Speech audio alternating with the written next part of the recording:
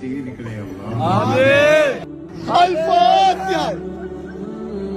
ഒരുമിച്ച് കൂടണേ രാധാ.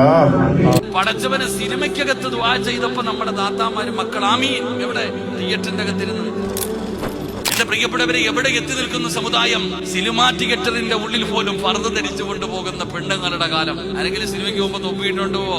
ആ ഫർദ ഇട്ടുകൊണ്ടിരുന്ന സിനിമാ തിയേറ്ററിന്റെ ഉള്ളിലേക്ക് നമ്മുടെ യുവതലമുറ, നമ്മുടെ പെൺമക്കൾ കടന്നു പോകുന്നു.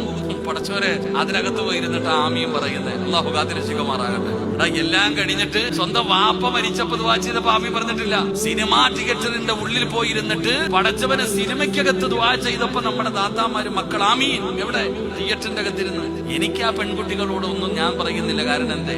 സിനിമ കാണുന്നതും ആമീൻ പറയുന്നതൊക്കെ അവനവന്റെ ഇഷ്ടം. എനിക്കതിന് യാതൊരു പ്രശ്നവും ഇല്ല. നമ്മൾ മനസ്സിലാക്കേണ്ട ഒരു കാര്യം, അത് അവരുടെ ഇഷ്ടം. ഇനി തൊപ്പിയിട്ടുകൊണ്ട് പോണോ ഒക്കെ കുഴപ്പമൊന്നുമില്ല, അത് അവനവന്റെ ഇഷ്ടം. നിങ്ങൾ ഇനി ഉസ്താദിന്റെ കൂടെ ജുബയും തൊപ്പിയും കമീസും ഇട്ട് തലപ്പായി കെട്ടിയെന്ന് പോയെന്ന് പറഞ്ഞിട്ട് പരിശുദ്ധമായ ദീനി ഒന്നും സംഭവിക്കാൻ പോണില്ല. പോയതൊക്കെ പോട്ടെ, നമുക്കെന്താ? പോയതൊക്കെ പോകട്ടെ, നല്ലതൊന്നും പോകില്ലല്ലോ.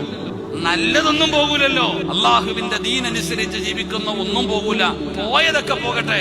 ഇങ്ങനൊക്കെ നടക്കുന്നതൊക്കെ നടക്കട്ടെ, അറിവില്ലാഞ്ഞിട്ടോ ഒന്നുമല്ല. പക്ഷെ എനിക്ക് ഏറ്റവും വലിയ സങ്കടം ഈ പെൺകുട്ടികൾ തിയേറ്ററിൽ പോയതോ ആമീൻ പറഞ്ഞതോ ഒന്നുമല്ല. ഇത് വീഡിയോ പിടിച്ചവനെയാ ഞാൻ ചിന്തിക്കുന്നത്. ഈ വീഡിയോ പിടിച്ചവന് മനുഷ്യനെ കുറിച്ചാണ് ഞാൻ ചിന്തിക്കുന്നത്. ഇത് ഷെയർ ചെയ്തവനെ കുറിച്ചാണ് ഞാൻ ചിന്തിക്കുന്നത്. അള്ളാഹുവിന്റെ ദീൻ എങ്ങനെ ഉണ്ടായതാണെന്നൊന്നും ഒരു നിമിഷമെങ്കിലും ചിന്തിച്ചിട്ടുണ്ടോ? ഈ പരിശുദ്ധമായ ദീനിന് നാണം കെടുത്തുന്നില്ലേ? എത്ര പേര് ത്യാഗം സഹിച്ച്, എത്ര പേരുടെ ജീവിതം കളഞ്ഞിട്ടാ ഈ ദീൻ പടുത്തുയർത്തിയത്. അള്ളാഹുവിന്റെ പരിശുദ്ധമായ ദീൻ. ഇതിനെ കുറിച്ച് എന്ത് ചിന്തിക്കാത്ത? ഈ ദീനിനെ കുറിച്ച് എന്ത് ചിന്തിക്കാത്ത? ഈ ഉമ്മത്തിനെ സമൂഹത്തിന്റെ മുമ്പിൽ നാണം കെടുത്തിയപ്പോ, ഈ ഉമ്മത്തിനെ സമൂഹത്തിന്റെ മുമ്പിൽ പരിഹസിച്ചപ്പോ